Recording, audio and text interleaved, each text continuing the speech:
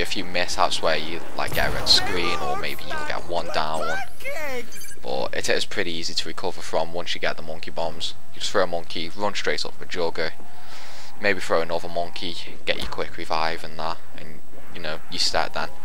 Sleight of hand's a luxury, not a necessity. Mule kick, now that that's been added, once again, luxury, not necessary. I mean, the only perks necessary on Kino are obviously jugger and quick revive. You don't really need the others at all to get to a high round. I mean, in order to do a high round on Kino, the only weapon you need is the thunder gun.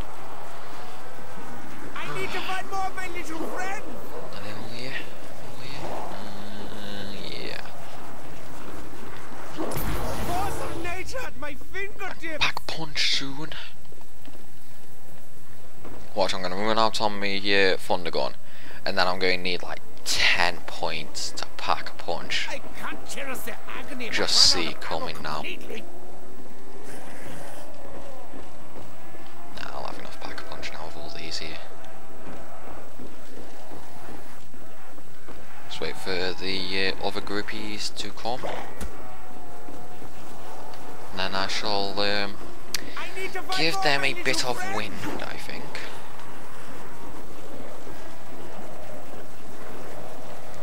Well, yeah, guys, as I was saying, well, not saying really, I was just talking about college earlier and about how nothing's really going on for me.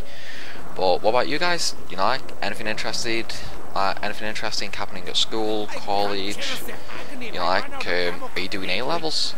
You know, like, I do want to know if any of you guys are doing A-levels or anything like that.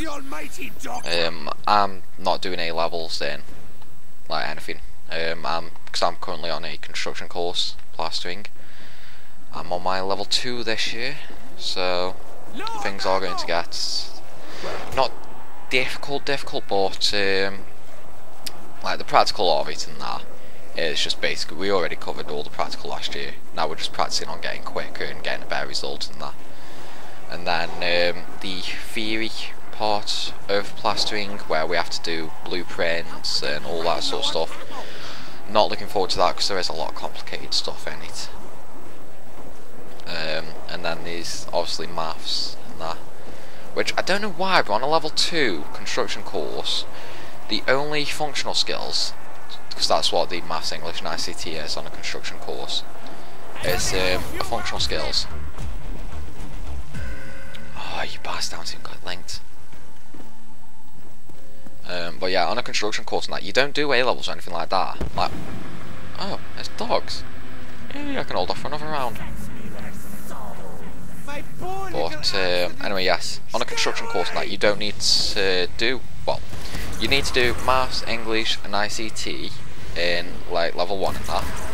And then once you're on level 2, you actually don't need to do English or ICT, which I find kind of weird. Like, you know, if you're doing the level 1 for them in like your level 1 in construction, why don't you have to do the level 2 on your level 2 construction? I mean, what's the point in only having a level 1 qualification when, you know, like, you can do a level 2?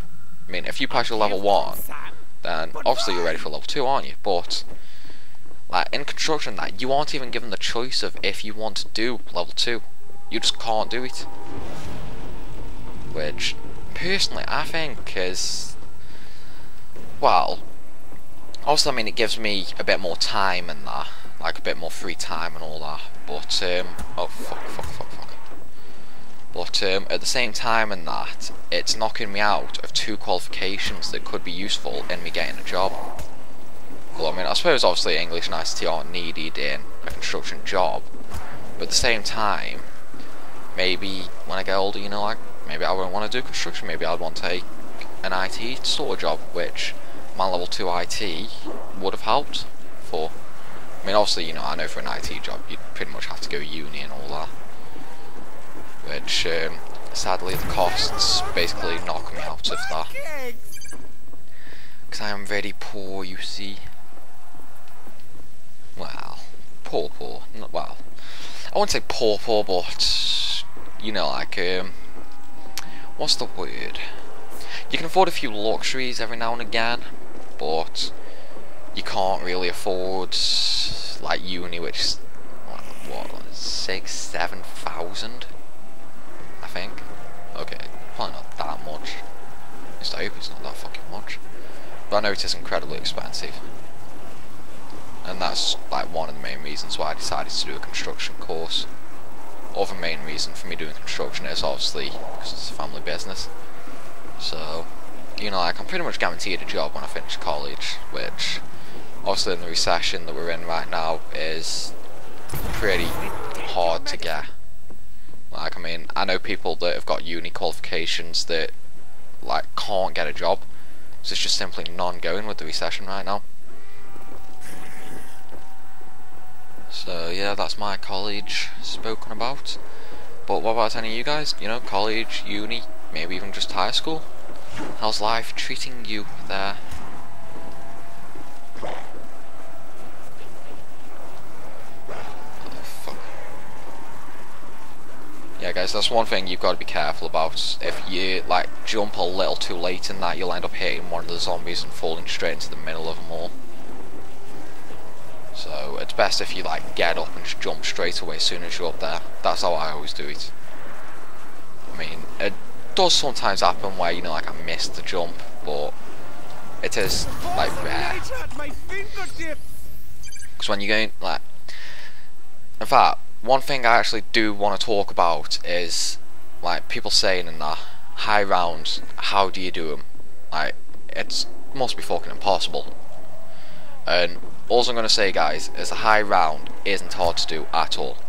All you need is basic strategy, which I'm doing right here, the rape train, the thunder gun, or like the wave gun, or the baby maker gun on Shangri-La. You just do laps, like on Shangri-La and that, you do laps around the entire map. Kino, you just do it here. Ascension, there are loads and loads and loads of places on Ascension you can do rape trains. Moon, you've got the biodome, which you don't even need Jugger for the biodome rape train. But yeah, and like what a high round comes down to is just plain and simple concentration. Like obviously you do need a lot of free time as well, because I know when I did the round 78 on Ascension, I ended up playing for, I think it was around 18 hours. I mean, obviously it wasn't all in one go in there. You know, like I did to like around 50 or around 60, because I started pretty late. So then I left the console on, went bed, woke up, carried it on. Then I got to like around 70, around 75, left the console on again, went bed, woke up, and finished it off when I ended up killing myself at the very start of round 79. So the two main things you need for a high round is a lot of free time and concentration. I mean, the earlier rounds it's not so bad because it's quite easy to concentrate because, you know, you haven't been doing it that long, but the longer you go, the harder it's going to get. I mean, well, so I mean, it's like a mixed kind of thing. Like, the longer you go, the easier actually killing the zombies gets because they spawn a lot quicker, so, you know, you can kill them faster and, like, advance through the rounds faster. But what also happens is your concentration starts to, oh fuck, your concentration basically starts to disappear, and you end up making like really silly little mistakes and that, which really can end up costing you. And like after you do them, you're just like, oh my god, why the fuck did I just do that? Like I ended up doing a high round on Moon, which I didn't actually record all of, so I just didn't bother uploading anything. But I ended up getting up to around 64. And basically what happened is I got a drop from killing a zombie with the I think it was the ray gun. Yeah, I killed a zombie, I got a drop. I think it was like a double point or a fire sale. You know, obviously I really did not need them, but instead I just jumped straight into like loads of zombies just to try and get it, and I ended up going down. I mean, I lost my quick revive, and then I just thought, you know what, fuck it. There's no point me carrying on. You know, I've got no quick revives left. Didn't record the whole thing, so, you know, I just decided I might as well just quit. Do it another time.